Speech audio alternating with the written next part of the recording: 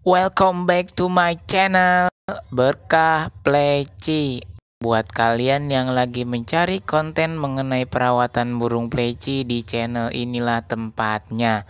Jangan lupa support channel saya dengan cara like, share, komen, dan subscribe, oke? Oke teman-teman sahabat Pleci Mania, dimanapun kalian berada, di video saya kali ini saya akan mencoba menjelaskan seputar pertanyaan-pertanyaan yang sering sekali ditanyakan buat para Pleci Mania pemula nih ya teman-teman, yaitu banyak sekali para Pleci Mania itu yang bertanya, kenapa sih plecinya itu udah rawatan lama tapi masih ngeriwik aja, atau masih paling mentok ya, ngeriwik kasar, wiksar. Jadi ada beberapa poin yang harus kita perhatikan dalam memelihara burung pleci. Ini dia yang sering dilewatkan oleh para pleci mania pemula. Yang pertama yaitu, jika kita ingin mempunyai pleci yang gacor, yang buka paruh, ngalas, nembak materi, yang poin pertama, kalau misalkan kita merawatnya itu dari bahan ombyokan, ya tentu dari pemilihan bahan yang prospek ya teman-teman. Jadi kita harus memilih bahan yang benar-benar prospek. Dari pemilihan bahan yang prospek itu nanti kita analisa, kita pantau burungnya, perkembangannya seperti apa, cepat atau lambat. Kalau misalkan bahan yang prospek itu teman-teman, biasanya itu dia itu perkembangannya akan lebih cepat ya teman-teman. Sedangkan bahan yang tidak prospek itu jadi untuk perkembangannya itu dari wiklus ke wiksar, bahkan sampai ke ngalas itu biasanya akan lambat perkembangannya. Makanya dari awal kita harus benar-benar menganalisa, memantau bahan ini benar prospek atau tidak. Jadi agar kita sendiri tidak bosan dalam merawat ya teman-teman.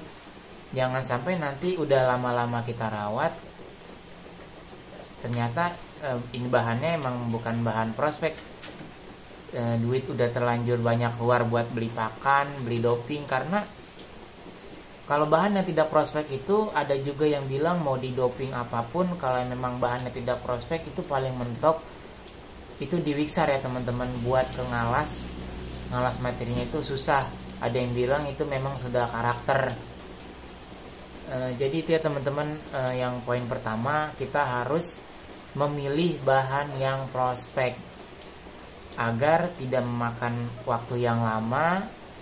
Tentunya biaya perawatannya juga akan lebih murah.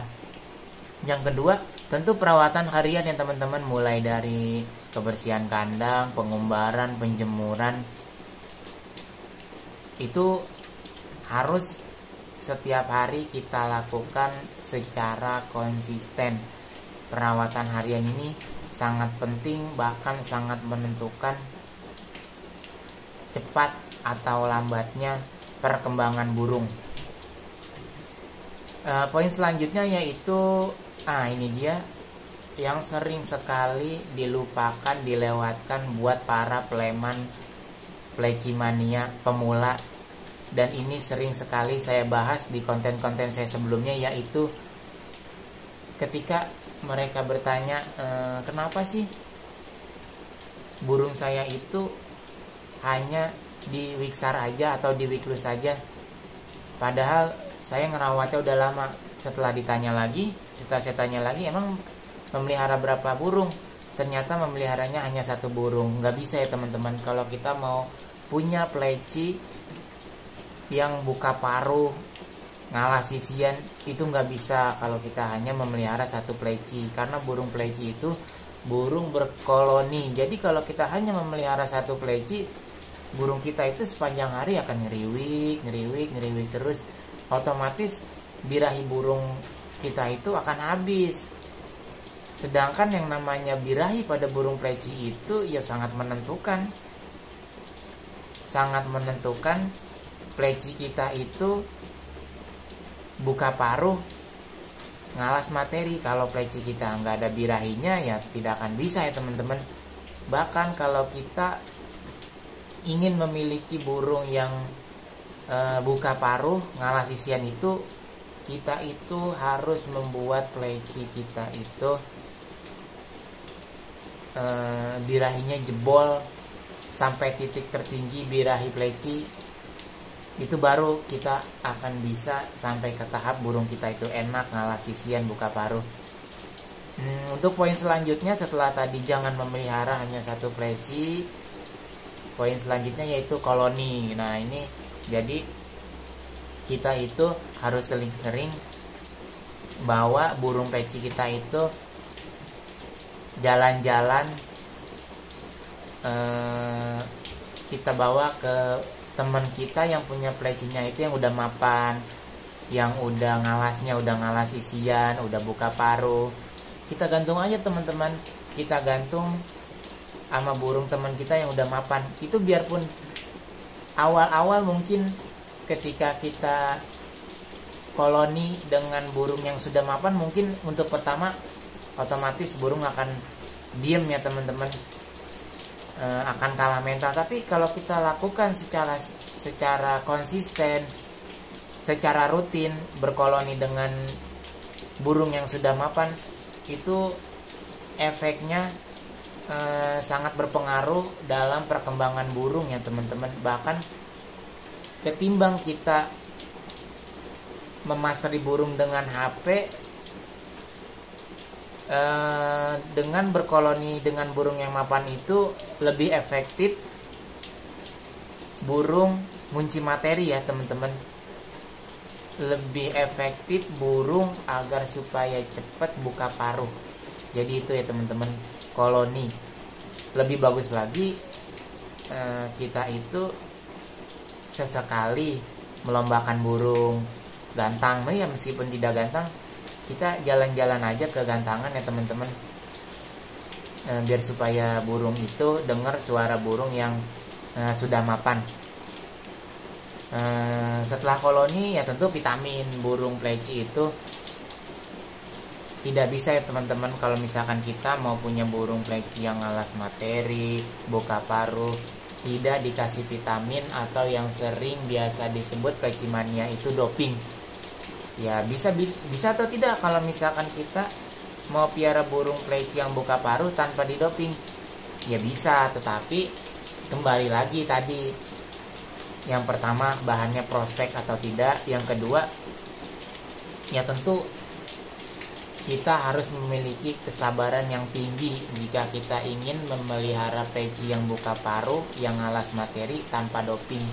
Itu benar-benar harus memiliki kesabaran yang ekstra ya teman-teman, dan akan memakan waktu yang lama kalau kita mau tanpa doping. Poin selanjutnya yaitu ya ini menurut poin yang terakhir, ini menurut analisa saya sendiri, menurut pengalaman saya sendiri. Mungkin apabila kalian tidak setuju boleh di skip tip ini, tapi ini yang saya rasakan sendiri ya teman-teman. Jadi poin yang terakhir itu, coba deh kalian jangan memelihara, kalau misalkan kalian itu baru memelihara burung pleci dan ingin mempunyai pleci yang buka paruh ngalas isian, coba deh teman-teman kalian itu jangan memelihara Buxtomi garis kuning ya teman-teman. Karena bukannya jelek burung Buxtomi ini, tapi burung Buxtomi ini berbeda dengan burung dakun ya teman-teman. Kalau dakun itu untuk menaikkan birahinya itu agak mudah, tidak rewel ya teman-teman. Nah kalau Buxtomi ini butuh perawatan yang ekstra. Jangankan kita nggak doping, kita doping pun belum tentu buka paruh teman-teman. Makanya buat para Buxtomi lovers ini sangat luar biasa ya teman-teman. Buat mereka yang biasa mencetak Buxtomi,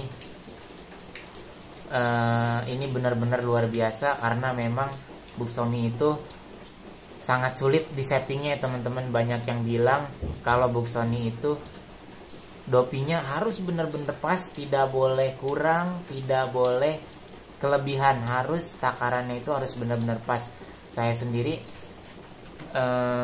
masih belum terlalu